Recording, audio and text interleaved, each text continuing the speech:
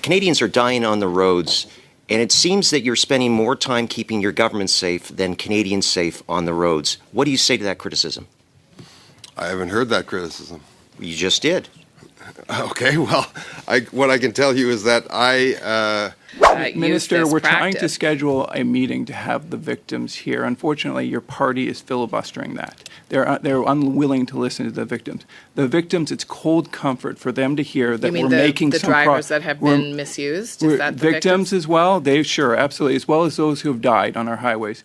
Minister, have you had any discussions? It's an honest question for you. Have you had any discussions? It's my floor. Thank you, Minister. In your part of the world, you produce food. Mr. Chair, colleagues, if I could just ask. This Guy's Garage.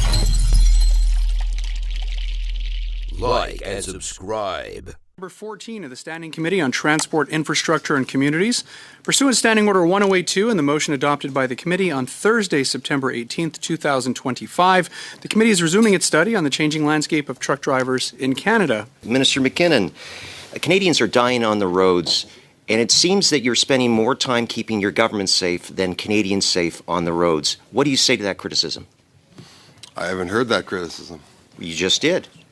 Okay, well, what I can tell you is that I am a full-time Minister of Transportation. I spend an inordinate amount of time worrying about rail safety, road safety, air safety, and the multitude of issues, infrastructure issues, other issues. This issue on which I was proud to collaborate with my colleague, Ms. Hajdu, with the labor program, with whom where I have a special acquaintance, and I was able to help orchestrate some of the improvements last spring that you saw in this issue. So a lot going on, Mr. Albus, and we look forward to more. Actions speak louder than words, and the old saying is, if you don't have time, you give money.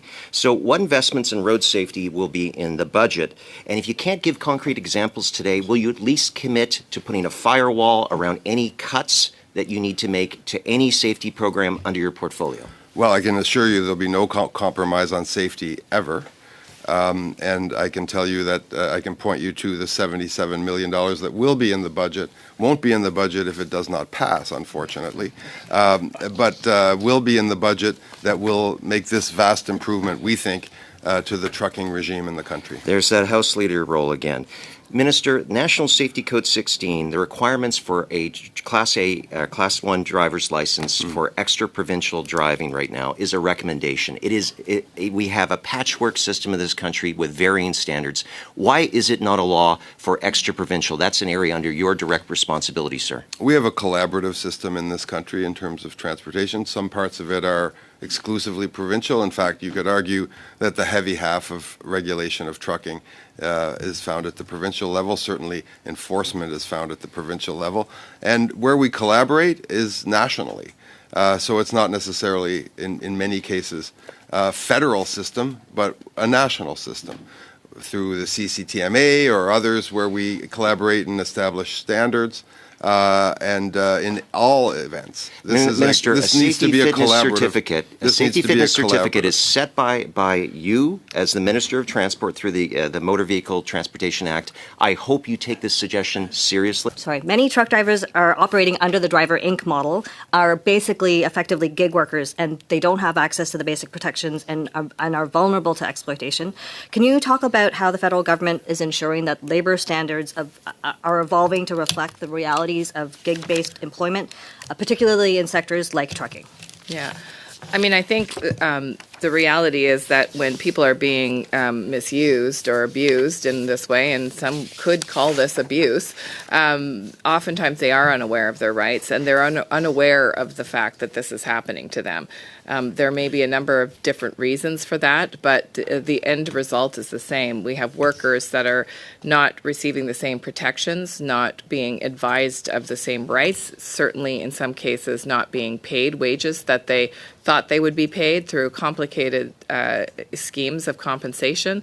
And ultimately, this ends up in a very fragile situation for the worker, but also for other truck driving companies who are, very diligent in keeping records, diligent in submitting important taxation information, following all the regulations that are important in this industry, as my colleague has just spoken about. And that's why this misclassification issue really is deeply affects us all, ultimately starting with the abuse of the worker, but ending with an abuse of an industry that is, as I think my colleague just said, critical to all of our communities. And so I think the misclassification issue and the increasing work that we're doing to not only root out bad actors, but prevent any kind of repeat behavior. It's a great number, 80%, that say that they won't do it anymore or that they didn't know they were doing it in some cases. That's a good number, but that still means that we have 20% of the actors out there that are continuing to use this practice to abuse workers, to enrich themselves, but also to avoid their obligations. And ultimately, I think today's announcement through better data sharing with CRA will allow us to even dig deeper into those practices. Minister McKinnon, we see the very important role that newcomers and immigrants play in sustaining the transportation and trucking industry. Many of these individuals are entering the sector as drivers, operators, and small business owners, and they're often doing this under challenging conditions. Can you speak to how their contributions are helping to grow the industry and build a more resilient transportation system to serve all Canadians and the economy? Look, I think it's quite obvious, colleague, that immigrants have played a major role in building this country, and they obviously play a major role in the transportation sector. And I am a little concerned about the stereotyping that goes on when I see floating around social media, quite obvious cues and stereotypes about the people who populate the transportation sector, and particularly the trucking industry. That concerns me. Most people are honest, qualified, competent, conscientious operators and employees, and I think that efforts to paint this in some kind of stereotypical way are wrong-headed. Thank you. And dangerous. First of all, I understand that Minister Freeland, former Minister Freeland, was quite popular amongst colleagues, and we've invited her, and she's yet to show up, so maybe you could mention the fact that we'd love to see her at Transportation Committee. Next up, I'm glad to see, in all seriousness, that there's some acknowledgement of the problem that's been created over the last 10 years, that there's finally been acknowledgement that over the last 10 years, the Liberal government has mismanaged the immigration system and the TFW system, and that they've mismanaged the CRA to the extent that both the misclassification and the TFW program have led to numerous fatalities on our highways. And I'm glad to see there's some acknowledgement of that. But what my concern is, over 10 years, we have seen this problem get worse and worse and worse. In fact, we saw the Insurance Bureau came and they told us that there's been 80% increases. There have been people died in my riding because of your government's failure to manage the TFW program and the classification of drivers. So I'm glad to see that there is an acknowledgement of that. But I want to dig down and see if we can get some results here. What is the date that the Drivers Inc. problem will cease to be an issue in Canada? Give me that date. First of all, look, as I said in my speech, this began with a deregulation that allowed for this practice to flourish. And so that actually happened under the Harper Conservatives in 2011. And over the years, the program, the process began to multiply. So we've actually, as of today, announced that we are reversing a moratorium on T4As. This is something that the Trucking Alliance is pleased with. Obviously, there are lots of efforts to streamline doing business in this country, but sometimes we have to take a step back and realize that some regulations really matter, and this one evidently did. I would also say that the licensing and the training of truck drivers is firmly in the lands of provincial jurisdiction.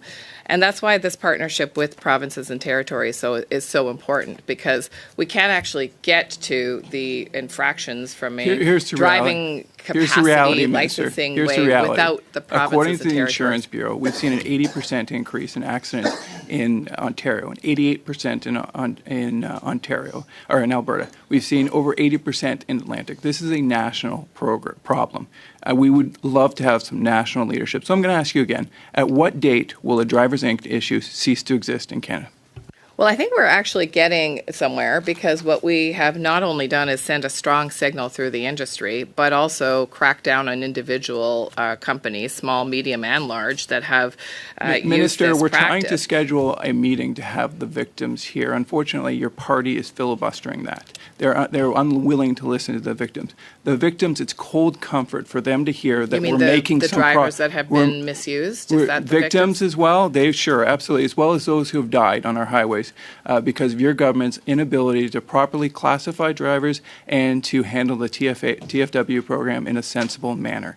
They would find it very cold comfort to hear we might be making progress someday. At what date will the Drivers Inc. program cease to be an issue? Well, we hope that it will cease to be an issue immediately, and that's the work that we're doing to invest in the tools that we need to catch these bad actors. And today's announcement goes a long way. Announcement goes a long way to sending a message throughout the industry that we are taking even further measures by sharing information back and forth between ESDC and CRA, by working with provinces and territories in a deep collaboration. I would say we all share this deep grief that you're talking about. I mean, we've all known people who have lost their lives. I live in Northern Ontario. Highway 1117 goes through my riding. In many places, only 2-lane. We've invested $70 million towards doubling the lanes in my riding, and I expect that we work in partnership with provinces and territories to continue that work to make our roads safe. So it's an issue of infrastructure, it's an issue of investment, and it's an issue of cracking down on bad drivers. And we need the provinces for that, by the way, because if someone is licensed to drive in this country and they don't actually have the skills to drive, they're putting my son's life at danger, who is also, by the way, a licensed AZ driver, who is on the roads hauling equipment back and forth from job sites. So, you know, when you talk about victims, I really want you to know that we all share the grief and we all share the responsibility to push on our provinces and territories to do better on all of our behalfs in partnership with the work that we're doing today. Mr. Speaker, I just want to say that I find it actually really distressing that we're going to weaponize grief in this room. For 15 seconds here. Thank you. I share your grief, but we also have a duty and responsibility to these victims. Get the additional time. I want to make sure that I don't disrespect Mr. Greaves. He has 5 minutes that I have to respect as well. But Mr. Lawrence, I will give you additional time if you want to go next time. Mr. Greaves, the floor is yours. Minister, could you speak to how it is that ESDC distinguishes between federal and provincial jurisdiction around the Driver Inc. model and how the government coordinates and communicates with its provincial counterparts on this issue? Yes, I can. And I can tell you that, as my colleague has just said, there are things that are really not in our lane and that we don't have the jurisdiction to oversee. So, for example, the training and licensing of professional drivers and Class G drivers is squarely in the rights and responsibility of the province. And I will just say anecdotally that these collisions that happen on our roads are often not solely the responsibility of the truck driver. There's sometimes, regular general drivers that are, involved in these incidents. And all of that is tragic. It's all tragic. I mean, as I mentioned earlier, I live in Northern Ontario, in Thunder Bay, and these kinds of incidents happen all the time. I'm just saying I'm getting notice of time. So we work very closely, mainly on the administrative side of how people's books are kept, the kinds of information around how the drivers are classified, and what kind of financial information is available for us to really understand the misclassification issue. The rest of that work on licensing is...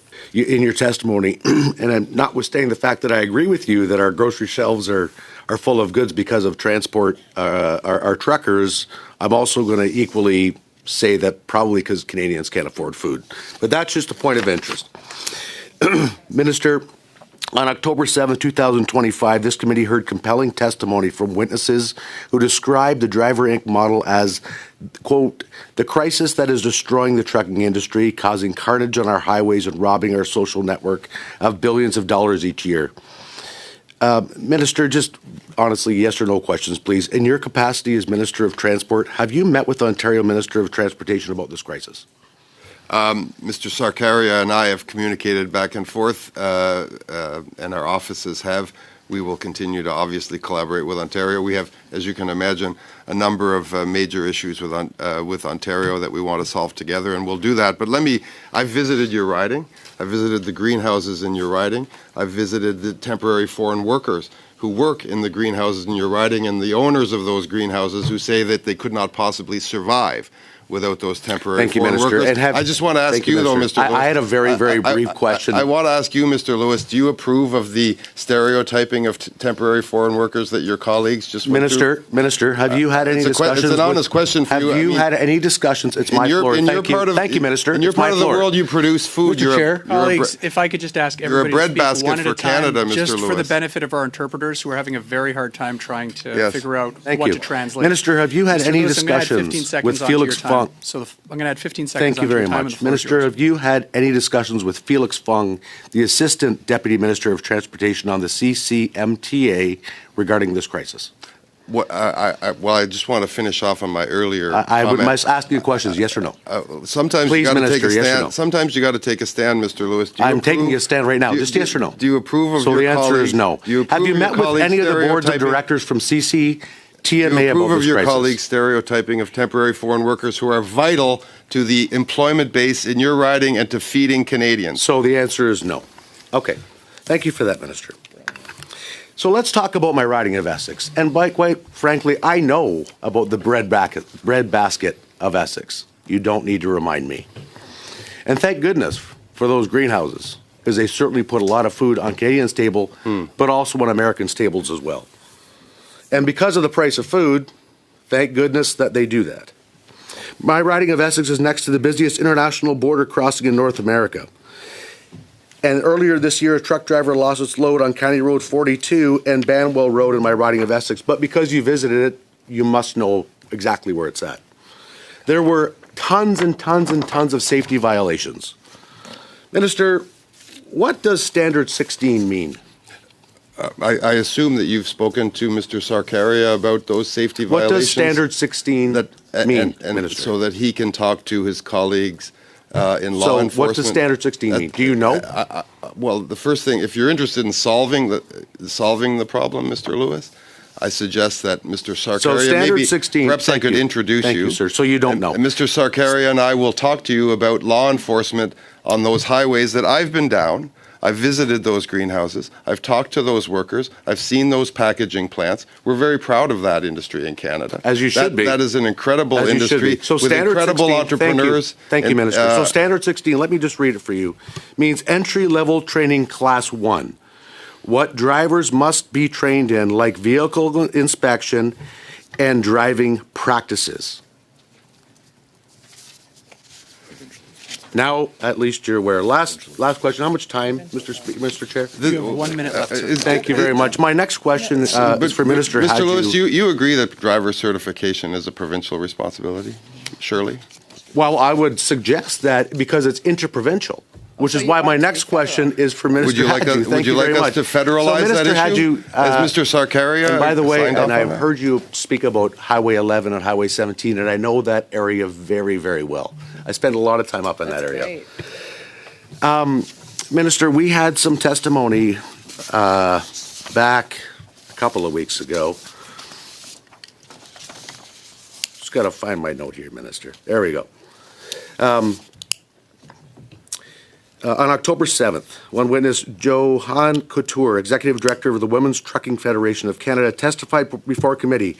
I don't feel safe. I don't want to use routes 11 and 17. In light of this testimony and similar concerns raised by other women who appeared before this committee, do you have a response you would like to share with Ms. Couture and the woman who expressed fear for their safety on these routes?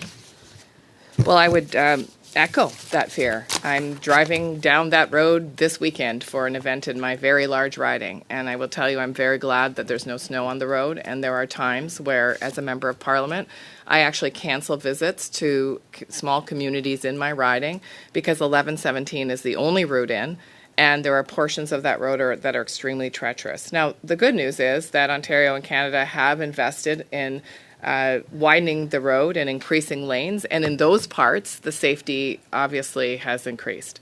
But that work has to continue, and I would suggest that, you know, the federal government can be a strong partner in those infrastructure priorities that provinces are setting, not just obviously for safety, which I think should be our primary concern, but also for the economy of our country. And you will know, having traveled those roads, that actually there are ports that road that if it shuts down the trade for the entire country. Thank you, Minister. Thank you, In Minister fact, I Hajdu. was I just want to make sure I give the Sure. final slot to Mr. Kellaway here. Minister Hajdu, in terms of the announcement that was made last night into today, for people at home in particular, can you just break down in layman's terms what this means in terms of our efforts, the funding? What is it going to do in terms of playing a role in two things, keeping people safe and secure? Yeah, I mean, look, I think today we're talking about misclassification, which, you know, ultimately, at the end of the day, is about fraud, and that's why it's illegal. It's about defrauding, workers who, in some cases, are promised a rate of pay, promised a return on all of their hard work that never comes to pass. And we've actually recovered wages for people that have been defrauded of those wages. And often they are the most vulnerable people in the workforce. I will tell you that, you know, having known a number of people in the trucking industry, these are really hard jobs. I mean, if you, I'm sure, hopefully everyone in this room knows someone who's either worked in the industry or is working in the industry. These are really long hours, really grueling experiences, a long time away from home. It's partly why we have such a hard time recruiting people into these jobs, quite frankly, is that there's a huge personal sacrifice in doing this kind of work, trucking goods across the country, sleeping in your truck, eating on the road. There's tons of studies around health and outcomes for drivers that, from my previous job, I can tell you, are serious. But you asked me to break it down in two ways. One, we are strengthening the ability to talk to each other, whether it's provinces or federal departments, so we can root out the bad actors and protect those companies that are doing the right thing by their workers, following safety standards, like how many hours do you need to sleep? How are your logs kept? All of the kinds of things that we can then assure that workers are getting the right sleep, that they're only working the number of hours they're entitled to work. Each province has somewhat different rules around that, but we need to be able to talk to each other to make sure that that's happening. The second thing I would say that we're doing is we're going to increase those monetary penalties so that the really bad actors really feel the sting. And so that work is starting immediately. It's a process where we, obviously, these are regulations and they go through a series of consultations, but the ultimate goal is to make sure that we send an even stronger message to the cheaters out there that we're going to find you and we're going to protect the good actors, we're going to protect the industry, and we're going to protect those really vulnerable workers who deserve to work in safe work environments, which ultimately what the legitimacy of a trucking company that's being run properly and in accordance with the law does, is it guards the safety of the worker, which ultimately guards the safety of everybody else on the road. Thank you. How much time? 1 minute. So, Minister for Transport, Minister McKinnon, I talked about this in the last session that we had, that clearly we have challenges, we have problems, we're talking about them here. And with Prime Minister Carney's focus on major projects, we're going to have more development, more traffic on the road. So when you talk about provincial responsibility and federal responsibility to transport, in the time that we have, like, what are the core tenets for you in terms of responsibilities for transport under that safety security aspect as compared to, say, the provinces? That's a great question. And the first priority is and will always remain safety in all modes: air safety, rail safety, highway safety, marine safety. This is the first and most solemn responsibility of any regulator and any minister of transport. I do find, every fatality, every injury suffered in the transportation world is a tragedy. It's a tragedy that we share and we all bear as a society, and we all try and do better. That's why we have agencies who look after these things. I find weaponizing these things and capitalizing on people's grief to try and attribute blame and score political points is particularly unhelpful when a lot of good people wake up every day, put on their boots, Thank you. go to work and try and make the roads safer for Canadians. Thank you.